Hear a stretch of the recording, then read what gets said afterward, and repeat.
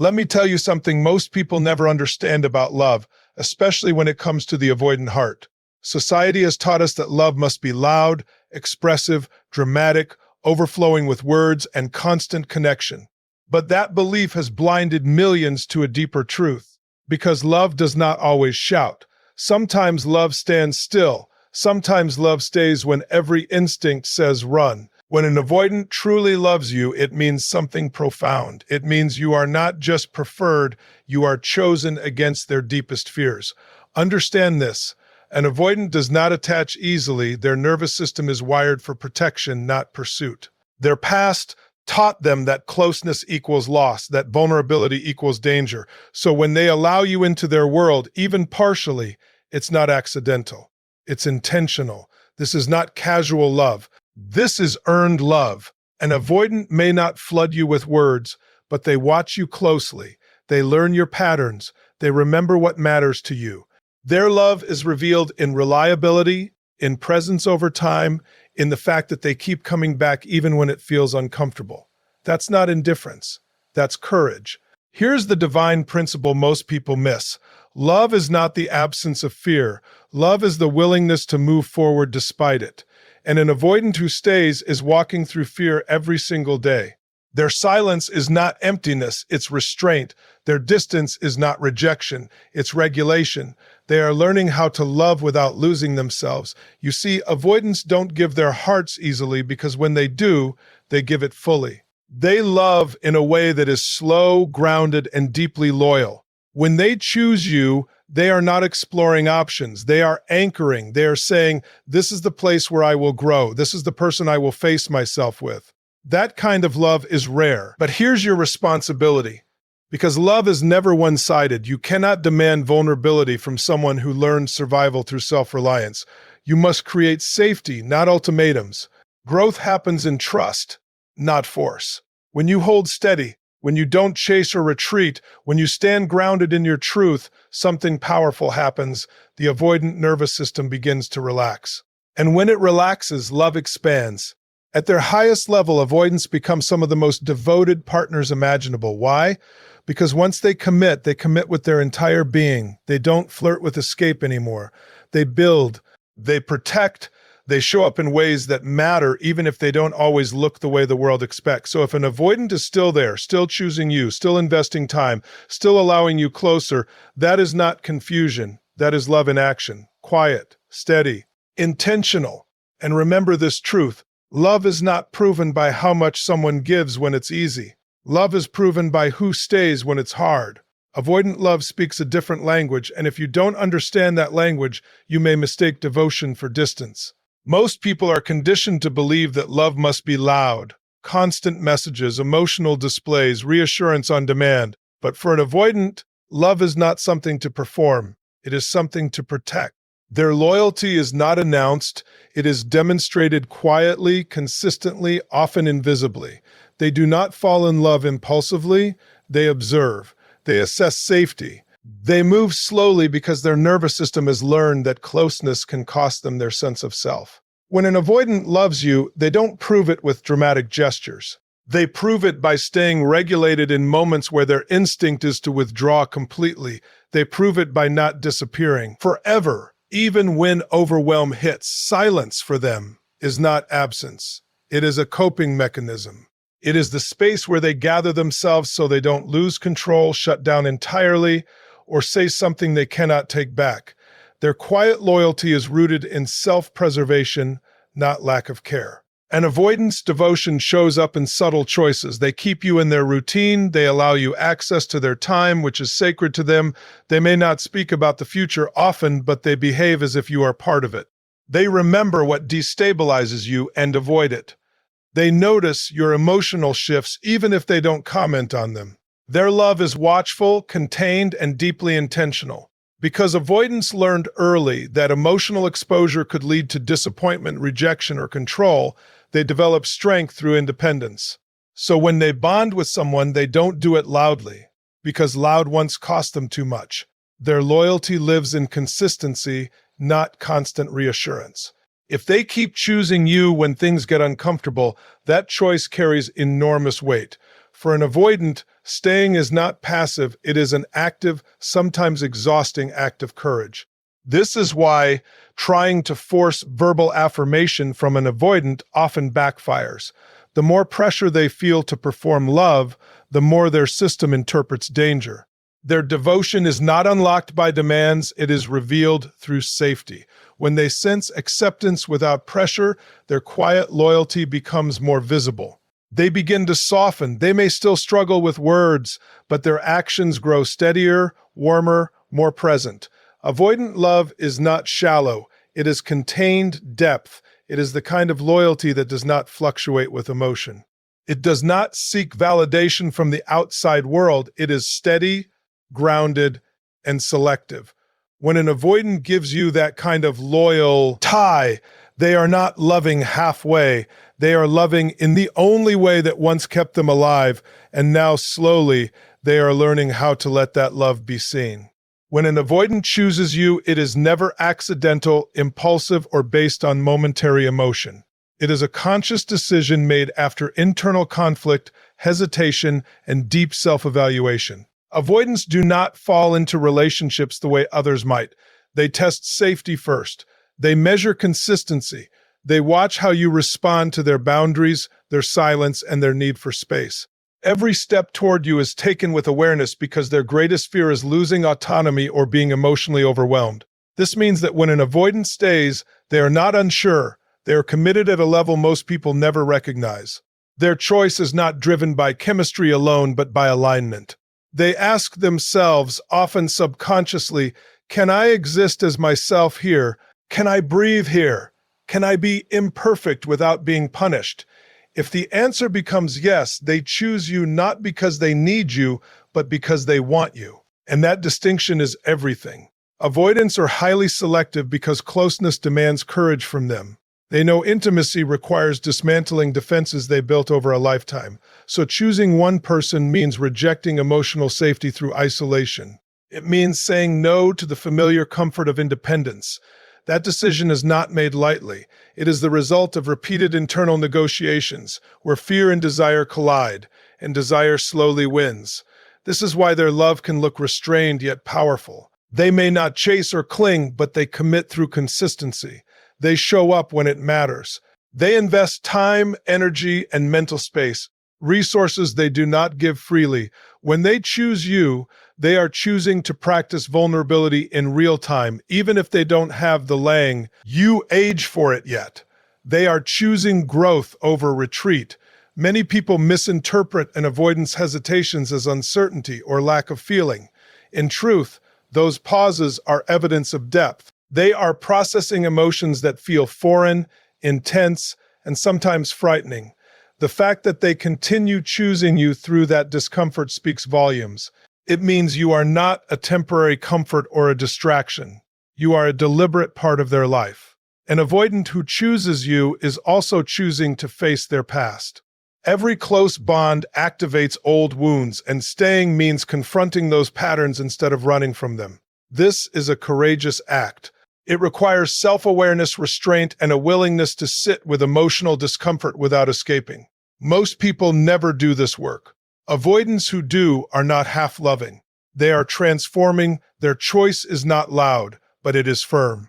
It is made daily, often silently, through actions rather than promises. They may struggle to articulate what you mean to them, but the fact that they keep choosing you, even when it feels challenging, is the clearest declaration of love they know how to give. For an avoidant, distance is not the absence of love, it is the way love is kept safe. This is one of the hardest truths for others to accept, because most people associate emotional closeness with connection and space with disinterest. But an avoidant's nervous system learned early that too much closeness could lead to pain, loss of control, or emotional overwhelm. So distance became a strategy, not to push love away, but to keep it from becoming dangerous. When an avoidant pulls back, it is rarely because their feelings disappeared. In fact, it often happens when feelings grow stronger. Intimacy activates old survival patterns. The deeper the connection, the louder the internal alarm system becomes. Distance, then, is how they regulate themselves so they can stay rather than completely shut down or leave. It is the pause that allows them to remain connected without drowning in emotion. This protective distance is misunderstood as coldness, but it is actually containment. Avoidants experience emotions deeply, yet they lack the internal tools to process them quickly. Space gives them time to organize their inner world. It helps them regain balance so they can show up again with clarity. Without that space, they may feel engulfed, lose their sense of self, or act in ways they later regret. So they step back, not away from love, but towards stability. The key distinction lies in intention. Avoidant distance is not meant to punish, control, or manipulate. It is not a game, it is a self-soothing response rooted in past experiences where emotional needs were unmet or overwhelming. When they protect love through distance, they are saying, often unconsciously, I want to stay, but I need to feel safe while doing so. This is why chasing an avoidant during moments of withdrawal often intensifies the gap. Pressure confirms their fear that closeness equals loss of autonomy. What actually builds connection is respecting their space while remaining emotionally available. This balance teaches their nervous system a new truth. Distance does not mean abandonment, and closeness does not mean suffocation. Over time, this rewires their response to intimacy. As trust grows, the distance gradually shortens. They come back faster, they explain more. They begin to share what once felt unspeakable, not because they were forced, but because safety replaced fear. Love stops feeling like a threat and starts feeling like support. Avoidant love is guarded, but it is not empty. It is careful because it values connection deeply. The distance they create is not a wall. It is a buffer, a way to hold love without losing themselves. When understood, this behavior transforms from a source of pain into evidence of a quiet, self-protective devotion that is learning, slowly, how to stay open. For an avoidant, commitment is not measured by how often they seek closeness, but by how consistently they remain present over time. Many people equate love with intensity, frequent communication, emotional sharing, constant reassurance. Avoidants, however, are oriented towards stability rather than emotional display. Their nervous system values predictability and self-control, so their version of commitment shows up in reliability, not romance performed on demand. When an avoidant is committed, they may not flood you with attention, but they do not disappear when life becomes inconvenient. They stay in contact, even if minimal. They honor routines. They follow through on what they promise. These actions may appear ordinary, but for an avoidant, they require effort and intention.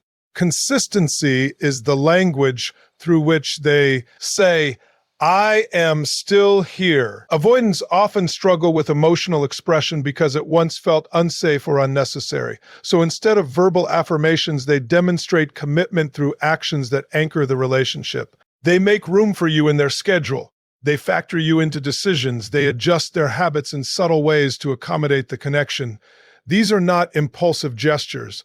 They are signs of long-term thinking. Consistency also reflects emotional regulation. Avoidants aim to keep relationships calm and manageable. They avoid extremes, both emotional highs and lows, because volatility feels threatening. This can be misinterpreted as lack of passion, when in reality it is an attempt to maintain balance. Their steady presence is how they create security for themselves and, eventually, for you. When conflict arises, an avoidant's consistency becomes even more meaningful. They may withdraw temporarily, but they return. They do not burn bridges or create chaos. They may need time to process, but the relationship remains intact. This pattern, pause, regulate, return, is a powerful indicator of commitment. It shows they are choosing resolution over escape. For an avoidant, staying grounded is an act of love. They resist the urge to run when emotions intensify. They manage their internal discomfort so the relationship can continue. Over time, this steadiness builds trust. You learn that even if they are not emotionally expressive, they are dependable. And dependability is a form of intimacy that lasts. As safety deepens, consistency often opens the door to greater closeness. Because once an avoidant experiences that the relationship does not demand constant emotional output, they begin to relax. Their guard lowers.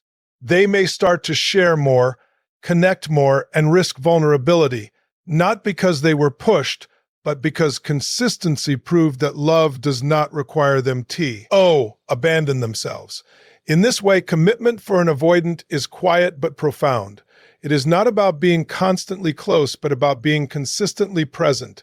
And over time, that steady presence becomes the foundation on which deeper intimacy can finally grow. Healing in an avoidant connection does not come from urgency, confrontation, or emotional pressure. It comes from safety, repeated, lived safety that slowly teaches the nervous system it no longer needs to defend itself. An avoidant did not become avoidant because they lacked love. They became avoidant because love once felt unpredictable, overwhelming, or conditional. So when pressure is applied, demands for closeness, explanations, or emotional performance, their system hears danger, not desire. Safety works differently. Safety is consistency without control. It is presence without pursuit. It is allowing space without withdrawing love. When an avoidant feels safe, their body begins to relax before their mind ever does. This is crucial because healing does not begin with insight, it begins with regulation. You cannot talk someone out of a survival response. You can only show them, through repeated experience, that closeness no longer equals loss. Pressure, even when well-intended, reinforces old wounds. It mirrors the emotional intensity that once taught them to shut down. It confirms the belief that relationships require self-abandonment. That's why pushing for vulnerability often creates more distance. The avoidant is not resisting love. They are resisting threat. And pressure feels like threat to a system trained to protect itself. Safety, on the other hand, invites curiosity instead of fear. When you respond calmly to their withdrawal instead of chasing it, you teach their nervous system that space does not break connection.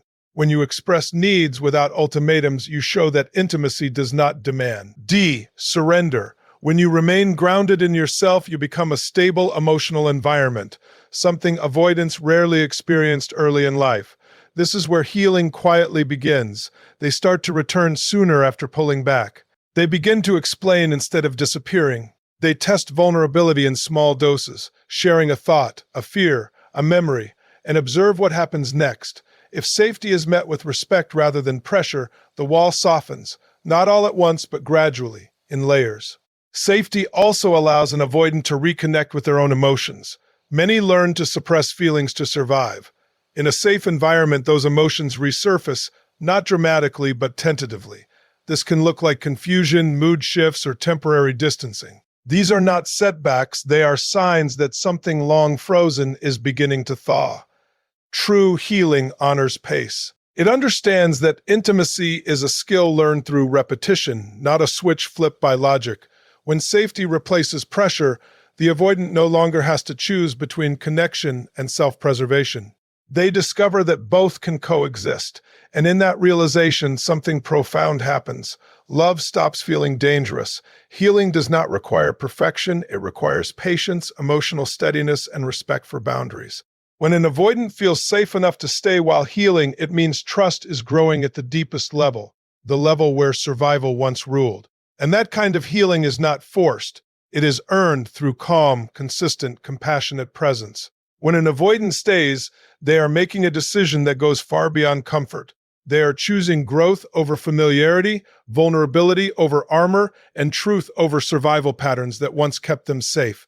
Leaving is easy for an avoidant. Distance is familiar. Independence feels controlled and predictable. Staying, however, them to confront the very emotions they learned to suppress. So when they remain, it is not because it is easy, it is because it is meaningful. Staying means facing internal resistance every time closeness deepens. It means noticing the urge to withdraw and choosing not to act on it immediately. It means sitting with discomfort long enough to learn that it will not destroy them. This is real inner work. Most people believe growth comes from motivation or insight, but for an avoidant, growth comes from tolerating intimacy one moment at a time. Each moment they stay present rewires a lifetime of conditioning. Vulnerability for an avoidant is not dramatic disclosure. It is allowing themselves to be seen without escaping. It is answering instead of disappearing. It is admitting confusion instead of shutting down. These may seem small on the surface, but internally they represent enormous shifts. They are learning that they can be emotionally exposed without being controlled, judged, or consumed. Truth is another part of this choice. Avoidants often hide behind emotional neutrality because it once protected them from conflict or disappointment. Staying means telling the truth about their needs, their limits, and sometimes their fears. It means risking misunderstanding in order to be authentic. This honesty is not polished or poetic. It is raw and tentative, but it is real. An avoidant who stays is also choosing responsibility. They are no longer blaming the past or their wiring for their behavior. They begin to notice their patterns and take ownership of how those patterns affect the relationship. This does not happen perfectly. There will be setbacks, moments of retreat, and periods of silence. But the difference is intention. The intention is no longer to escape, but to evolve. This choice often happens quietly, without announcement. There is no dramatic declaration of NAG. Instead, there is a slow accumulation of new behaviors, returning after conflict, initiating small connections, expressing care in understated ways. These actions signal a deep internal shift, the belief that connection is worth the risk. Growth for an avoidant is not about becoming someone else. It is about expanding their capacity to love without losing themselves. When they stay, they are integrating independence with intimacy, strength with softness. And when an avoidant chooses this path with you, it means you are not just a partner, you are a catalyst for transformation. Thank you for giving your time, your presence, and your openness to receive this message. May it serve you, strengthen you, and bring clarity to your heart. Goodbye for now, and remember, growth begins the moment you choose understanding over fear and love over protection.